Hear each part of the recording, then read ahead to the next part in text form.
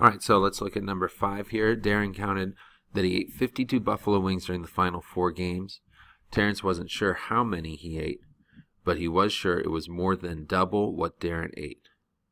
More than double what Darren ate. That's the biggest indicator of what we're looking at right here. Other than the fact that I then said, write an inequality describing Terrence's wing consumption. Remember to define your variable. All right, so a couple opportunities for points in this question. One is recognizing what an inequality is and why we're using it. The other is calculating what that inequality is based off of the wording in the problem. And of course, starting everything out with defining your variable. Remember, defining your variable is not giving it a number. If you say, for example, t, whoopsie, move that back. Sorry about that. If you say, for example, t equals 3, then that's not a variable anymore. That's just a number. T is standing in for 3. A variable means that it can and should mean a range of numbers. So let's take a look at first how we're going to define our variable. What do we need to be comparing to a number in this case? Well, it pretty much says right here, write an inequality describing Terrence's wing consumption. So we need to know an inequality that describes how many buffalo wings Terrence ate. So a good variable for that would be t. So you would say let, get rid of that, let t equal number of wings Terrence ate. All right, that's a necessary part of any time you're setting up an inequality. You need to tell us what that variable means in words. So you're not putting a number here. You're describing what t is filling in for. Okay, so then you want to start your inequality, and on one side of the inequality is going to be the variable that you assigned, which is t. And remember, inequalities are similar to equations, all right? An equation has an equal sign,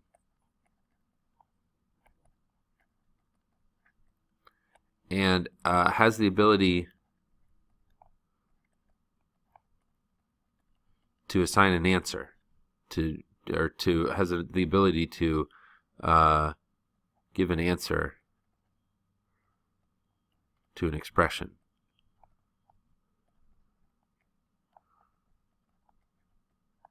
So for example, let's take the two expressions. 12 equals 3 times 4. That's an equality right there, an equation, because it has this equal sign. All right. Another version or another example of an equation would be 12 equals 3x. In this case, it's also an equation. It has a variable in this case, but it still has that equal sign, and it's comparing 12 to 3x. And so you can know that x is going to equal 4. So it has the ability to give an answer to an expression. It's able to say that x equals 4, right? Well, an inequality, on the other hand, though similar, has a very important difference. Inequality, it's going to have like a greater than, less than, greater than or equal to, less than or equal to, and then finally not equal to.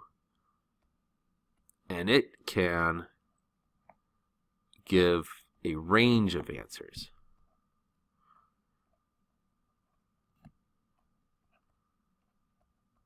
So whereas the equation can give you 1 or 2 or 3 or 4 definite answers, an inequality is going to give you some possible answers.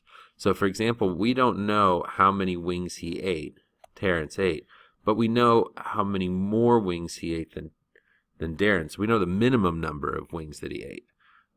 We know that it was double of what Darren ate. So if Darren ate 52, well, actually, before I finish that, let me just finish this thought over here. An inequality, let's say that we write instead of 12 equals 3x, we say 12 is less than 3x. So what are some possibilities for x? Well, if x is 1, this would be 3 times 1, which is 3, which is not less than 12. So x cannot be 1. we're going to say x does not equal 1. It can't equal 2. That would be 6. It can't equal 3. That would be 9. And it can't equal 4 because that would be 12. And 12 is not greater than 12. 12 is equal to 12. But it can be, let's say, 3.1. If x is 3.1 times 3, that would be greater, or I'm sorry, 4.1.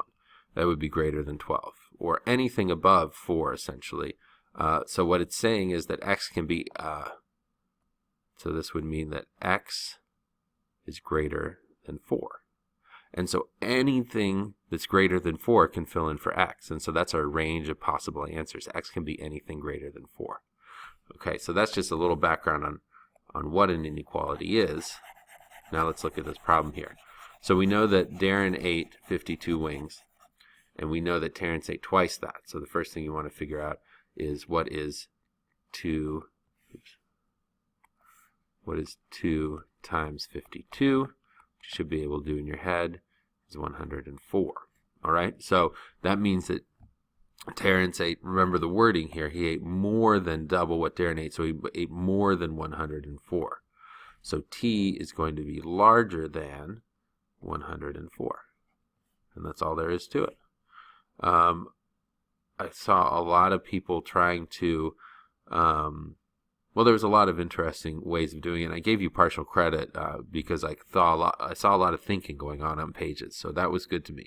But remember that your inequality needs to have a variable, it needs to have one of these inequality symbols, and then it needs to be comparing it to some value. At this point, that's pretty much all you're looking for. So let T be greater than 104.